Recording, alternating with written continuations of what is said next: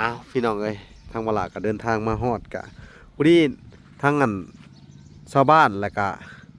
ทางในบ้านเพิ่นก็ย่อขึ้นเป็นที่เรียบร้อยเนาะโอ้อลังการเลยได้นี่เนาะอันก็คือว่าเฮ็ดใหญ่เติบพี่น้องเอ้ยมึงดูเฮือนครัวเพิ่นนี่ก็ได้เนาะก็บ่ธรรมดาเด้อนี่เนาะโดยใหญ่สุขวันกระต๊อบเพิ่นนี่เนาะเพราะว่าลูกเพิ่น6คนเนาะเฮ้ยแม่นไหมขออนุญาตนะ4คน5คนทั้งแม่เนาะโดยเอาขอโทษพี่น้องเอ้ยเอาสบายดีในบ้านโดยสบายดีเจ้าโดยเนาะทางในบ้านเพิ่นก็พาลูกบ้านเฮ็ดเนาะโดยอ้าวแล้วจังว่ากันมื้ออื่นเนาะโดยจังว่าพี่น้องเอ้ยนี่โอ้พอดีแล้วสำนี่สูงเนาะพอดีพี่น้องเอ้ยนี่พอย่อขึ้นแล้วก็โอ้ใหญ่โตมโหฬารเติบแล้วนี่เออพี่น้องเอ้ยตอนนี้ก็สิเป็นบ่อนดังไฟแล้วแถวนี้เห็นมันต่อสังกะสีจากต่อมานะ2ส่วนเนาะคำมันตกกันนี่ก็ได้ประมาณนี้เนาะกินข้าวเที่ยงกันเบิดแล้วเนาะกินแล้วกินแล้วเนาะเหลือแต่ตอนแรงไม่ได้กินเป็นอะไรจังบ่ได้กินลูกไปหากินอ๋อตอนแรกก็ต้องได้กินที่ลูกไปหากินนั่นแหละต้องได้กินลูกไปหาแหละเนาะว่าตอนแรกบ่ได้กินเพราะว่าตอนแรกก็ต้องได้กินลูกไปหาเนาะชวนร้ายนี่ไปหาอย่างนะไปหาเขียดไปหากบไปหากระปูโอ้ไปซ่อนกุ้งซ่อนซิวเนาะก็จะมีประมาณนั้นแหละพี่น้องเนาะอยู่บ้านเฮาอาชีพเฮามันบ่มีแนวเฮ็ดหาอยู่หากินเป็นหลักแหล่งเนาะคอยไปได้ไปข้อเขากระซวยเหลือนี่ไปคู่มือขาช่วงเขามานี่บ่ได้ไปขอแล้วเนาะก็บ่ได้ไปขอเลยซื้อให้บัก3 สอบพุ่นเด้อไปเก๋ก็จนขอยจนลำบากลำคาญมีหานกินกับขอยบ่ได้กินมีตีลึกเชื้อแรกเข้ามีอาหารกินกะแทบจะบ่ได้กินเนาะเอาไปแลกข้าวเพื่อได้ข้าวกินเพื่อข้าวกินบัดนี้พอได้กินนั่นน่ะพอได้กินข้าวก็เอาเนาะวันได้ข้าวมาแล้วอาหารกินได้สบัดนี่ข่อยก็ข้าวมามีอาหารก็ยาโอ้เขาจะได้ข้าวเนาะเขามีข้าวแล้วเขากินกับหยังส่วนหลายเกลือกินตามแจวนี่เห็นดิพี่น้องไอ้ตำแจว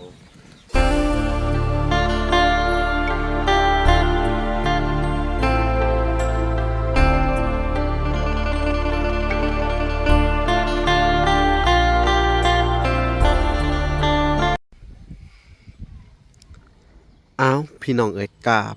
สบายดีพ่อแม่พี่น้องเนาะเบิดสู่ขู่สู่คนพี่น้องเอ้ยเนาะก็ยินดีเข้าสู่ช่อง YouTube เบาหลาสายบุญคุณธรรมคือเก่าพี่น้องเอ้ยเนาะเส้นเก่าเส้นเคยพี่น้องเอ้ยเนาะมื้อนี้ก็เฮาก็สิมาหับเอาเข้าพี่น้องเอ้ยเนาะก่อนสิได้เข้าไปทาง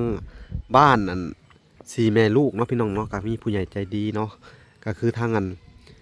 พ่อแม่เนาะหรือว่าทางแม่ตู่นงแล้วก็ทางพ่อตู่บุญจันทร์คำบุญเฮืองพี่น้องเอ้ยเนาะมันก็ได้ซื้อข้าวสารให้ทางครอบครัวเนาะทางอันเบาแก้วสวรรค์และก็ทางอันทีมงานพี่น้องเอ้ยก็สิได้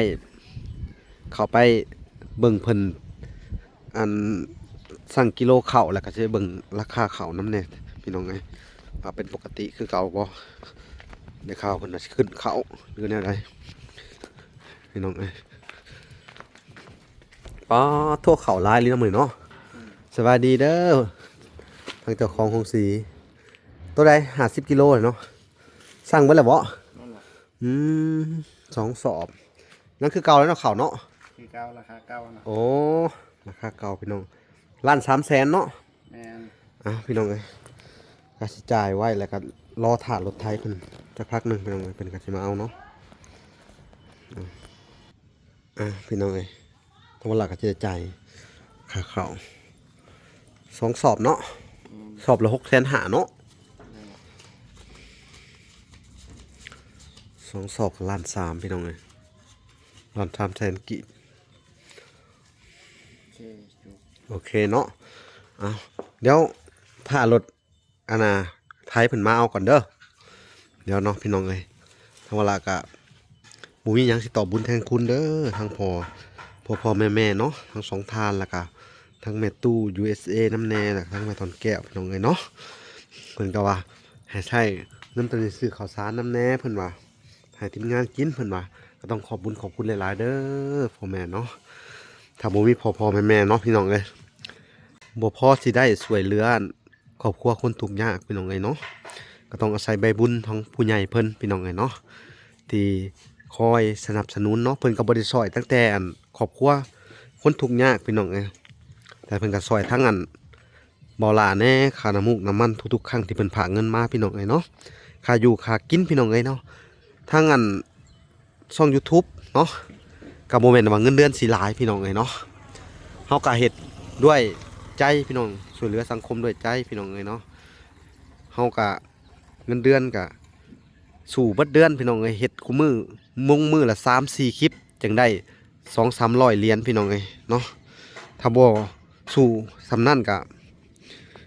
บ่มีเงินพี่น้องเอ้ยบ่มีกำลังใจเนาะล่ะค่ะแต่ไปติดตามเบิ่งครอบครัวเพิ่นแล้วก็พอได้ช่วยกันไปแบบสิแหละพี่น้องเอ้ยอุ่นทางรถควันแพงเลยพี่น้องเอ้ย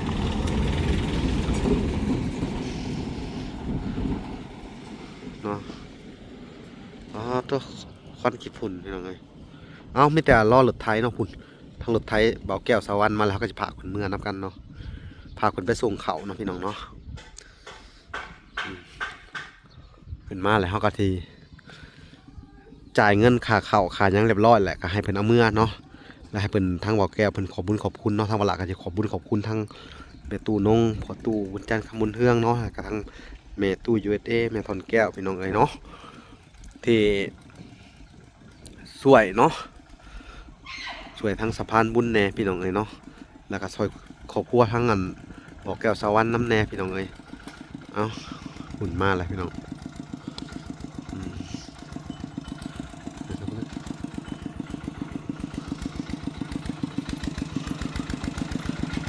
มาแล้วคุณพี่น้อง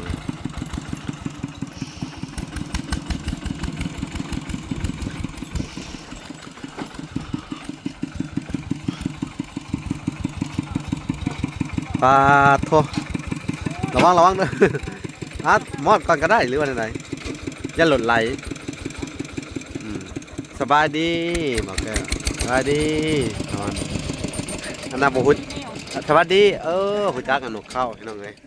เอ้ามื้อนี้กะได้ซื้อข้าวให้เด้อเป็นจุดประสงค์ของทางอันแม่ตู้เด้อแม่ตู้นงกับพ่อตู้จันคำมุนเฮืองเนาะแม่ตู้นงคำมุนเฮืองเด้อเพิ่นก็ได้ซื้อข้าวสารให้เจ้าสอบหนึงแล้วก็ซื้อให้ทางทีมงานสอบหนึงพี่น้องเอ้ยเนาะเอ้าขอบคุณเพิ่นเด้อจังหน่อยพี่น้องเอ้ยทางเวลาก็ซื้อไว้แล้วแหละหาเพิ่นอันนั้นย่อขึ้นมาก็ได้พี่น้องเอ้ยอันน่ะให้เจ้าของของสีเพิ่นย่อซอยก็ได้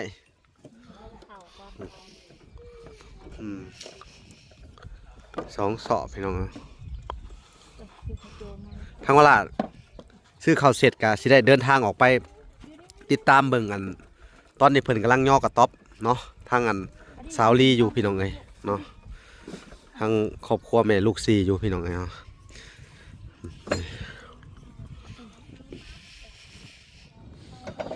ก่อนอื่นเบิดก็ต้องขอบคุณเด้อพ่อตู้แม่ตู้เนาะทั้งสองทานเพิ่นขอให้เพิ่นมีแต่ความสุขความเจริญเด้อความเจ็บอย่าได้ความไข้อย่ามีหายเจ็บหายไข้หายพยาธิโรคาเนาะปราศจากโรคภัยไข้เจ็บต่างๆนานาพี่น้องเอ้ยเนาะขอให้พ่อกับแม่มีอายุมั่นขวัญยืนเนาะประสบแต่ความสำเร็จเนาะในหน้าที่การงานเนาะเจริญในศีลในธรรมเนาะบุญรักษาเทวดาคุ้มครองเจ้าเด้อพ่อแม่เอาโอเคเอาก็อวยพรให้เพิ่นแน่ขอบคุณเพิ่นเด้อเอาทางเจ้ากันโอเคขอบคุณทางตู้น้องเด้อซื้อข้าวสารมาให้โดยให้อยู่ดีมีแห้งในสุขภาพแข็งแรงเจ็บอย่าได้คนไข้อย่ามีในชีวิตเด้คนสุขคนเจริญสาธุให้อยู่ดีมีแห้งเด้อแม่ทั้งแม่นงแม่ตู้ แม่ทอนแก้วแม่ทอนแก้วมตุ เบิดสุขสุคน หมดสุขูสุขคนเด้อคุมเจ็บอย่าได้คุมไข่ยายมีให้อยู่ดีไม่แห้งตลอดไปเด้อสาธุ เอ้าทั้งเวลาก็สิพาไปก่อนพี่น้องจะให้สิเพิ่นเมื่อเนาะแล้วก็แวะส่งข้าวให้ทั้งทีมงานนำแน่แล้วก็สิได้ออกเดินทางไปบ้านชาวลีต่อพี่น้องเอ้ยไปพบพ่อกันอยู่พุ่นเนาะโอเค ไปติดตามได้รับชมกันอยู่ทั้งบ้านชาวลีเลยพี่น้องเอ้ยโอเคอ้าวพี่น้องเอ้ยทางเวลาก็เดินทางมาฮอดกะพอดีทั้งชาวบ้านแล้วก็ทั้งในบ้านเพิ่นก็ย่อขึ้นเป็นที่เรียบร้อยเนาะโอ้อลังการเลยได้นี่เนาะอันก็คือว่าเฮ็ดใหญ่เติบพี่น้องเอ้ยมึงดูเฮ็ดครัวเพิ่นนี่ก็ได้เนาะก็บ่ธรรมดานั่นนี่เนาะ โดยใหญ่สุกวน กระต๊อบเพิ่นนี่เนาะผัวลูกเพิ่น4คน5คนทั้งแม่เนาะ โดย เอาขอโทษพี่น้องเอ้ยเอาสบายดีในบ้าน โดยสบายดีเจ้า โดยเนาะ เด้อเพื่อใส่เครื่องของ เออ ไว้ในเหือนนั่นแหละ แม่นเอาขึ้นไปให้เพิ่น พาแถบ สินอก อืม สิซื้อ แม่น เครื่องของก็มีแหละครับ เออ ไว้ในนั้นแหละ เครื่องของเพิ่นมีก็เก็บไว้หั่นเนาะทั้งละทั้งข้างน่ะก็สิเฮ็ดเป็นบ่อนดังไฟเนาะ โดย ไปเลาะเบิ่งหน่อยหนึงพี่น้องเอ้ยทางในบ้านเพิ่นก็พาลูกบ้านเฮ็ดเนาะ โดย อ้าวแล้วจังว่ากันมื้ออื่นเนาะ โดย จังว่าพี่น้องเอ้ยนี่โอ้พอดีแล้วสำนี่สูงเนาะ พอดี พี่น้องเอ้ยนี่พอย่อขึ้นแล้วก็โอ้ใหญ่โตมโหฬารเติบแล้วนี่ ส่วนเอ้ย เออพี่น้องเอ้ยต้นนี้ก็สิเป็นบ่อนดังไฟแล้วแถวนี้เห็นมันต่อสังกะสีจากต่อมานะ2ส่วนเนาะคำมันตกตัวนี้ก็ได้ประมาณนี้เนาะ โดย แค่นี้ก็สิบ่อนดังไฟหยังนะสิแงนเนาะเห็นว่าแงนไปก็สิก็ได้พี่น้องเอ้ยถ้าเกิดว่ามุลเรามีต่อเขาได้ย่อเฮือนกับย่อคางนั่นเนาะ โดย มันคู่กันอนาคตต่อไปต้นนี้ก็สิน่าจะเป็นบ่อนอันน่ะเฮ็ดอยู่ครัวกินลาวเนาะ โดย ครับว่าบุญเรามีเนาะถ้าว่าได้เงินได้ซานเนาะ โดย พี่น้องเอ้ยนี่แหละอันครอบครัวนี่ก็ได้พี่น้องเอ้ยก็สิติดกับทางของการบ้านอีกเนาะ กันพอดีก็ต้องขอบคุณในบ้านเด้อ โดย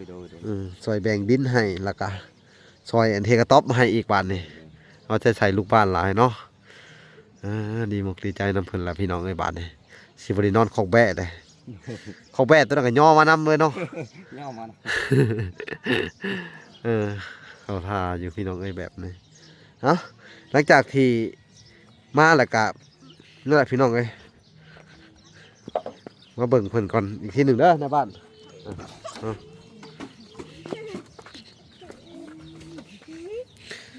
โอ้ สบายดี โดสบายดี2 คนน่ะไปใส่3 คนน่ะ ไปหากิน โอ้ไปหากินเนาะ โดย นั่นแหละสู้ๆหาอยู่หากินคือเก่าเด้อ โดย โมเมนต์ว่าสู้เฮามาซอยแหละสิหยุดหาอยู่หากินบ่ได้เด้ โดย แม่นบ่การหาอยู่หากินนี่คือเป็นหลักเนาะว่าไงเป็นอาชีพหลักเลยแหละเนาะ โดย ถึงได้ก็ดำเนินชีวิตต่อไปหาอยู่หากินเนาะ โดย ส่วนบางมื้อก็ถ้าเฮาได้เข้ามาก็อาจสิมีซื้อคงอยู่คงกินแน่เนาะ โดย บางมื้อก็อาจสิบ่มีซื้อก็ต้องขอโทษขออภัยนํเนาะ โดย ยิ่งตามงบประมาณเนาะ โดย ถ้าเขามีเขาก็ซื้อให้เด้อ โดย ถ้างบประมาณมันเหลือจากส่วนหลายกะการช่วยเหลือซุมเจ้าก็สิเป็นวัตถุสิ่งของนี่แหละเป็นเสื้อผ้าสิ่งที่เฮาสิบ่มีเนาะ โดย เป็นประเภทบ่อนอยู่บ่อนอาศัยเนาะ โดย ขาดแคลนพี่น้องเอ้ยยากจนนี่แหละจุดประสงค์ของทางผู้ใหญ่ก็สิประมาณนี้ล่ะเด้อ โดย สู่ต่อไปเนาะ โดย กินข้าวเที่ยงกันเบิดแล้วเนาะ กินแล้ว อืมกินแล้วเนาะยังเหลือแต่ตอนแรง ตอนแรงไม่ได้กิน เป็นอะไรจังบ่ได้กิน ลูกไปหากิน อ๋อตอนแรกก็ต้องได้กินที่ลูกไปหากิน กิน นั่นแหละต้องได้กินลูกไปหาแหละเนาะ โดย ว่าตอนแรกบ่ได้กินเพราะว่า กิน ตอนแรกก็ต้องได้กินลูกไปหาแหละเนาะ โดย ชวนร้ายนี่ไปหาอย่างนะ ไปหาเขียดไปหากบไป เอ หา อ กระปู โอ้ ไปซ่อน ไปสอนกุ้งสอนซิวเนาะ โดย ก็จะมีประมาณนั้นแหละนะพี่น้องเนาะอยู่บ้านเฮาอาชีพเฮามันบ่มีแนวเฮ็ด โดย หาอยู่หากินเป็นหลักแหล่งเนาะ โดย ก็มีบ่อนเฮ็ดเวียกเฮ็ดงานจังหวะบ่ได้ไปรับจ้างเนาะอยู่นี่บ่มีเนาะ ว่ามี อืม บ้านนอกของนาเขาเนาะ โดย ไผกับบ่จ้างดอกมันมุยไผกับพ่อๆทอกันเนาะ โดย พอได้แต่เฮ็ดนากินข้าวแม่นบ่บ่มีให้มีนาคือซุเจ้านี่ก็ลำบากแน่แม่นบ่ ลำบาก ต้องไปหาขออยู่ขอกินแล้วพี่น้องเอ้ย โดย ความทุกข์ยากมันบ่เคยปราณีภายในพี่น้องเอ้ยเนาะ โดย ลำบากพี่น้องเอ้ยเนาะ อันนี้จะคอยบ่ได้ไปขอเขาก็ช่วยเหลือนี่ โอ้ เก๋ก็ ไปคู่มือ ไปคู่มือ ค่าซุเฮาเข้ามานี่บ่ได้ไปขอแล้วเนาะ โดย ก็บ่ได้ไปขอเลยซื้อให้บักก็3สอบพุ่นเด้อ โดย อืม เก๋ก็จนคอยจนลำบากลำคาญมีหานกินกับพอยบ่ได้กินมีตีลึกเชื้อแรกเข้า เออมีอาหารกินกะแทบจะบ่ได้กินเนาะ บ้า เอาไปแลกข้าว แรกเข้า อ๋อเพื่อได้ข้าวกิน เพื่อข้าวกิน บัดนี้ มีอาหาร เพราะ ยาลูก พอ เอ้ย พอได้กินนั่นอันน่ะพอได้กินข้าวก็เอาเนาะ โดน วันได้ข้าวมาแล้วอาหารกินได้สบัดนี่ ข่อยก็เข้ามามีอาหารก็ยา โอ้เขาจะได้ข้าวเนาะ โดน เขามีข้าวแล้วเขากินกับหยังส่วนหลายเกลือ โดนกินตามแก้วนี่ เห็นนี่พี่น้องเอ้ยตำแจ่ว กิน เนอะ อันไหนก็ยาว่าที่มีข้าวกิน โดยมื้อนเด้อสิเข้ามาติดตามมึงอีกรอบหนึงเด้อ โดน แล้วสิสั่งไม้แป้นมาเลยเนาะ โดน ให้เขาเฮ็ดแป้นแล้วมาปูหยังให้เจ้าเป็นทีมห้อยเนาะ โดน แล้วสิทำทางในบ้านให้เป็นไรเบิ่งว่าจักแผ่นแป้นเนาะ โดน แล้วเฮาก็จังสิสั่งมาเนาะ โดน เป็นได้บัดนี่ก็ตอบลุกขึ้นเลย โอ้ยข่อยก็ดีใจหลาย ดีใจหลายเลย โดน สังกะสอกสังกะสีมีครบบ่เนาะ ครบแล้วข่อยจนดีใจจนนอนได้สบาย นอนสบายเลย จนข่อยจนลำบาก ก็เว้ามาโลดเนาะลำบากแบบใดตะกี้จน ลำ ลำ บา บาก ก มามีข้าวกินอันนี้ก็จนอยู่ก็สบายใจ สบายใจเนาะ โดน บ่ได้คิดหยังหลาย บ้า ตะกี้คิดหลายคือกันหนูบ่ ตะกี้จนคิดหลายจนน้ำตาย้อยคิดเวลาจะค่อยนอน จนคิดอันนี้คิดอันนั้นจนนอนกับบหลับ คิดหลายนี่แหละเนาะคิดเรื่องอยู่เรื่องกินนี่เนาะ โดน เรื่องเขาถูกข์เขายากนี่แหละเนาะ โดน เจ้าก็คิดหลายคือกันบ่คิดคือกันบ่ คิดว้าวคิดว้าว คิดเว้า เจ้าเด้ซะ คิดว้าว มันบ่แม่นคิดหลายนะคิดแนวอยู่แนวกินคิดคือกันเนาะ โดน ว่าลาก็บ่เป็นอีกแล้วพี่น้องเอ้ยบาทเลยจักสิถามไผ มาเป็นคำลาว เหนื่อยนะแม่บอกนั่นได้ก็เว้าแนวนั้นเนาะเอ้าพี่น้องเอ้ยนี่แหละ ตามภาษาเพิ่นนี่แหละพี่น้องเอ้ยจักสิว่าจังไดเนาะ ก็พอได้อันนี้แหละพี่น้องก็ขอโทษขออภัยนำบ่แม่นว่าบุรีหยังสุเจ้าเนาะมันก็ไปแต่จากหัวอยู่ดอกเนาะ โดน พี่น้องเอ้ย ลู แล้วสิว่าจังใด เป็นคำลาว อือฮึ หันไปหากินก็ได้ อืม คำลาวในย่อมแล้ว ก็เว้าติว่าหมู่บ่ได้พาเว้าว่าในหมู่บ้านนี่ บ้า เขาบ่พาเฮาเว้าเลย โดน แล้วเฮาเว้าแต่ภาษาลาวเทิงนี่บ่ โดน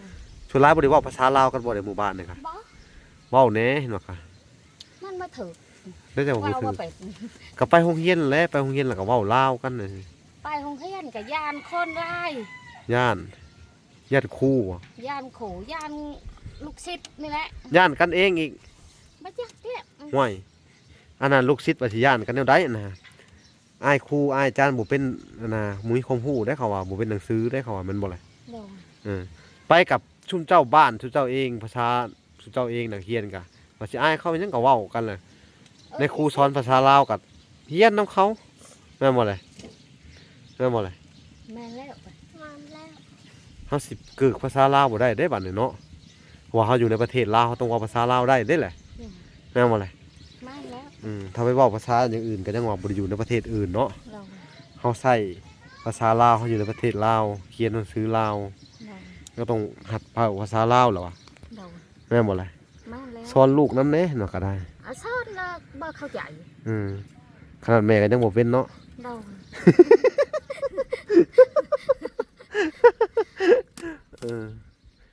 พอสอนได้อยู่บ่ล่ะ ซ่อนได้แล้วลูกคอยบ่เข้าใจ อืม ต่อก็ซ่อนได้คอยนอนคู่ทุก คืนนี่ก็ซ่อนลูก สอนเขาได้เว้าดูเอาขอยอยากฟังเจ้าสอนลูก เวลาเจ้ามา อือฮึ ลูกเอ้ยเวลาเจ้ามาก็ขอบคุณนะขอบใจนะลูกเด้อ ได้เฮ็ดได้ต่อบ่นะ หน่อย นบ เคยว่าวันนี้ เนาะเขาสอนเขาว่าซั่นบ่ หน่อย สอนเป็นภาษาลาวเทิงหรือภาษาลาวนี่ ซ่อนเล่าวนี่ เอาลองสอนเบิ่งดู เคยว่าก็ลูกเอ้ยเบิ่ง เบิ่งเด้อหันเวลาเจ้ามา อือฮึ เราทาสบายดี อืม ลุงสบายดีอาย โดยไป เว ซั่น ลา ล่ะ เจ้าเมื่อขอบใจหลายๆเด้ออาย โดยเนาะเพิ่นก็สอนเป็นอยู่ได้พี่น้องเอ้ย เป็นคอยสอน ไปซั่นล่ะสอนคือเก่าเด้อ เดา เขาใหญ่มากเขาเข้าไปอันสมมุติว่า ไปสวอกสวรรค์บ่ไปวงไปเวียงสิได้เว้าภาษาลาวได้แน่แม่นบ่แหละ เดา สื่อสารกับเขาได้ เดา มันสิเป็นใบเบิดนี่ว่าตายแน่นี่คือรถลงเรือกันยังถามเขาหาเว้าเป็นเขาสิไปทางไหนไปบ้านนั่นบ้านนี่ไปลงอยู่ไสแม่นบ่แหละ เดา นี่ถามบ่เป็นทางกับสิแล้วนี่เขาก็สิว่าเฮาขออนุญาตนำโอ้เพิ่นนี่เป็นหยังน้อเสียสติบ่ท่านแหละเนาะวงหยังงูหันงูนี่อยู่แม่นบ่แหละ เดา บ่ฮู้สิไปทางไหนหลงทางไอ้บัดนี้ที่ถามคนก็บ่กล้าบัดนี้ จ้า บัดนี้สิเว้าภาษาลาวถามเขาก็บ่กล้าถามได้บัดนี้พวกเจ้าเว้าลาวบ่ได้บัดนี้ เดา เห็นบ่ แม่นแล้ว อยากให้ลูกไปเข้าโรงเรียนอยู่บ่เนี่ย บ้า ฮะ บ้า เอ้าคือจังบ่ก็อยากให้ลูกไปเข้าโรงเรียนอยู่บ่เลย มาจักแล้วจะคอยมันบ่ได้ถามจ้ะ ฮะ คอยบ่ได้ถามลูกคอย อ๋อ มันสิไปนั่งบ่ไป ตะกี้นะตอนตะกี้ก็อยากให้เข้าอยู่บ่โรงเรียนหยัง แต่กี้ก็อยากเข้า เจ้าได้สิอยากเข้าอ่ะ บ่คอย โอ้ยคอยเข้าบ่ได้ดอกไอ้เอ้ยมีลูกเข้าบ่ได้ ยันว่าอยากเป็นภาษาลาวน่ะก็มาเข้านำเลย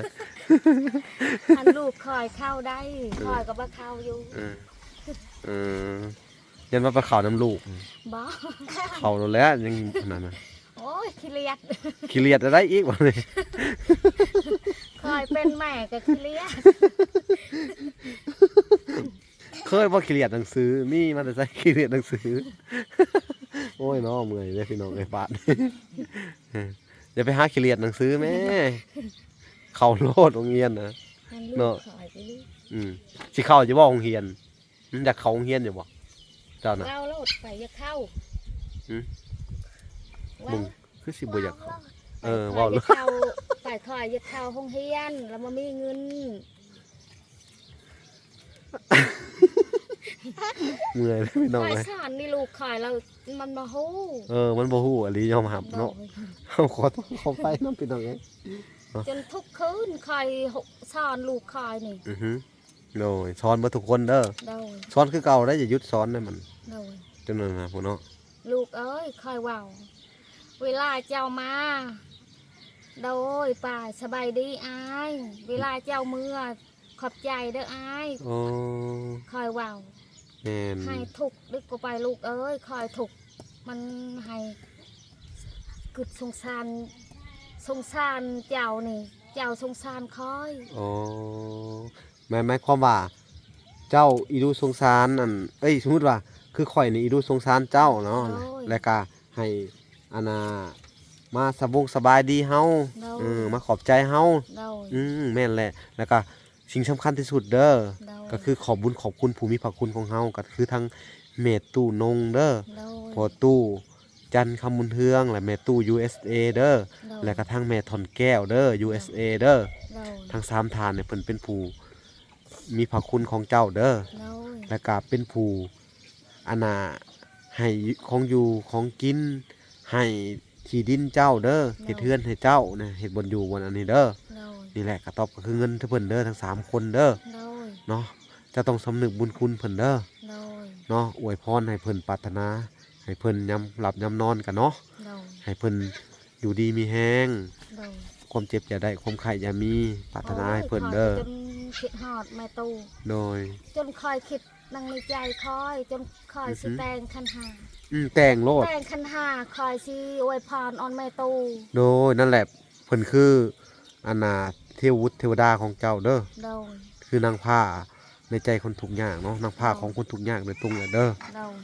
คือเพิ่นคืออันเทวดาองค์หนึ่งพุ่นนะ โดย ถ้าคนทั่วไปนี่เพิ่นบ่ได้มีจิตใจอยากซอยได้บางคนก็ได้เนาะ โดย เพราะว่าก็คือว่าอะไรพี่น้องก็ขอโทษขออภัยนํเนาะ โดย บางคนเขาก็บ่มีเนาะ โดย ถึงแม้เขามีบางคนเขาก็บ่ให้ได้ มาให้อยู่ เนาะแม่น เนาะ เพราะว่าเขาก็คือว่าเฮ้ยเรื่องอีหยังสิเอาเงินไปให้อันช่วยเหลือทุนเจ้าบางคนเขาคิดแบบนี้แต่บ้านนี้ในโลกของเฮานี่เนาะ โดยแม่ มันก็มีหลายคนหลายรูปแบบหลายคนหลายเป็นเนาะ โดย บางคนเพิ่นก็คืออีดูสงสาร แต่ว่าเพิ่นบ่มี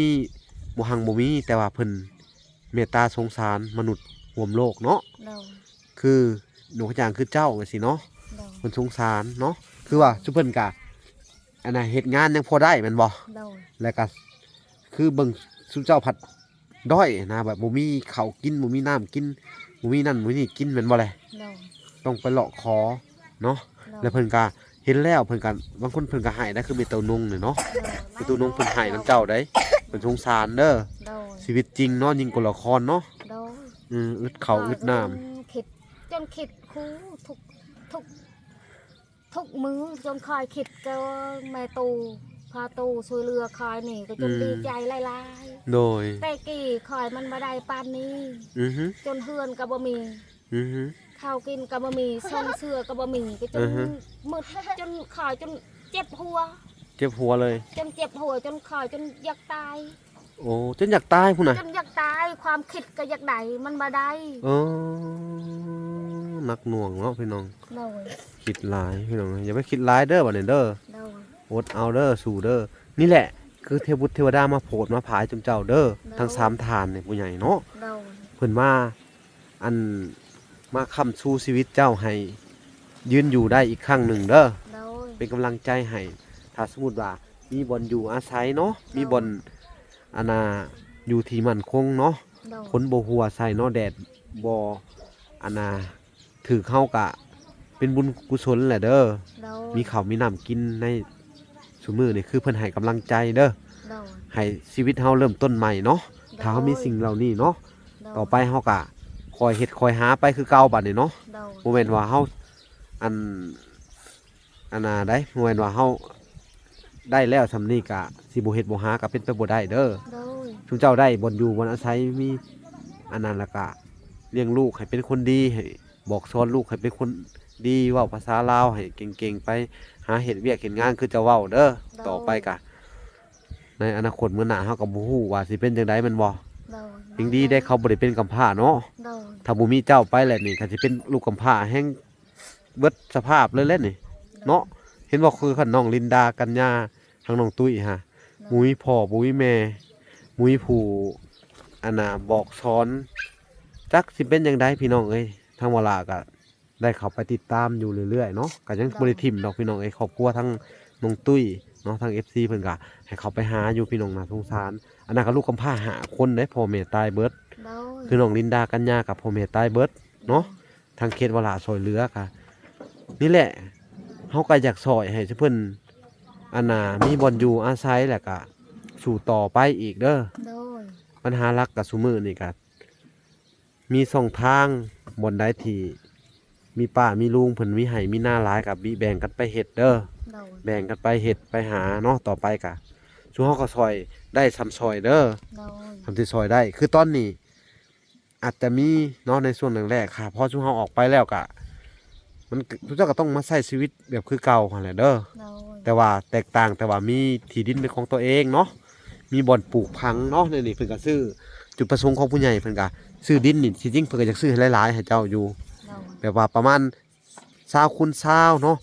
โดย 20คูณ30อันนี้เนาะ จ้ะ บ่อนหนึงก็ปลูกเฮือนด้านหลังก็ย่ํปลูกผักปลูกหยังก็พอสิได้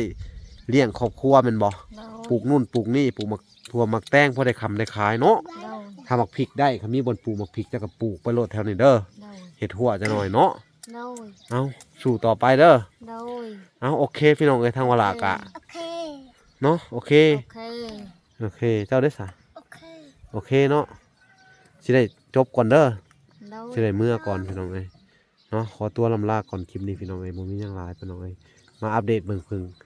ย่อเนาะ โดย ย่อกระต๊อบเพิ่นย่อแล้วแหละมาบ่ทันพี่น้องเอ้ยเนาะ โดย ก็มีแต่ว่ามื้ออื่นก็สิมาติดตามเพิ่นใหม่อีกทีหนึงพี่น้องเอ้ยทางว่าล่ะก็สิมาเบิ่งเพิ่นเฮ็ดก็น่าจะแล้วมื้ออื่นเนาะ โดย ถ้าบ่แล้วก็เบิ่งไปเรื่อยๆพี่น้องเอ้ยเนาะ โดย ทางอันลูกบ้านทางในบ้านเพิ่นก็มีเวียกมีงานเพิ่นก็ไปเนาะ โดย เพิ่นก็เฮ็ดให้สำได้สำหนึงเนาะ โด ก็บ่ติเพิ่นพี่น้องเอ้ยเนาะ โดย เอ้าโอเคเด้อ โอเค ทางว่าล่ะก็สิได้ขอตัวลำลาไปก่อนพี่น้องเอ้ยคลิปนี้ก็สิ ปล ได้ อดภัยเด้อเจ้าเมืองตัดฮอดเมืองฮอดเฮือนฮอดบ้านเด้อ สาธุเด้อ สาธุ ขอบใจหลาย ขบใจ ๆอันนี้คือ หลายๆ พี่น้องเอ้ยความรู้สึกเนาะของคนที่บ่มีเนาะเพิ่นก็เป็นห่วงเป็นใยทางบ่ล่ะเนาะแล้วก็เป็นห่วงเป็นใยคนที่ช่วยเหลือเพิ่นคือทางแม่ตู้แล้วก็ทางแม่ทอนแก้วแม่ตู้ USA เนาะ โดย เอ้าสำนึกบุญคุณเพิ่นเด้อ โดย เนาะมันน้อยนักได้ถ้าบ่มีบุญวาสนาต่อกันนี่ก็บ่มีไผสิมาสอนเฮาได้ โดย โดยเนาะ โดย เอ้าข้าคิดซะว่าเทวดา โดย องค์หนึ่งที่ว่ายังมองเห็นเนาะ โดย มาโปรดมาพายเนาะ สาธุ คนทุกข์ยาก โด เนาะ ย เพิ่นแนมเห็นเนาะ สธุมื้อแรงเขาสิแต่งขันเด้อ โดย คอยสิอวยพรแม่ตู โดย พ่อตู โดย นางแม่แก้ว โดย ค สา อยก็ ธุ ดีใจหลายๆสาธุ สาธุสาธุ ธุ เอาสิได้ขอตัวลำลาไปก่อนพี่น้องเลยเนาะ โดย ฝากไปติดตามคลิปตอนต่อไปพี่น้องมื่นกันสิเข้ามาใหม่คือเก่าเด้อ โดย คลิปนี้ บ๊าย ก็ บาย เอาพอกันใหม่อีกพี่น้องเลยคลิปหน้าคลิปนี้ขอกล่าวคำว่าสบายดีและสวัสดีพี่น้องเลยบ๊ายบาย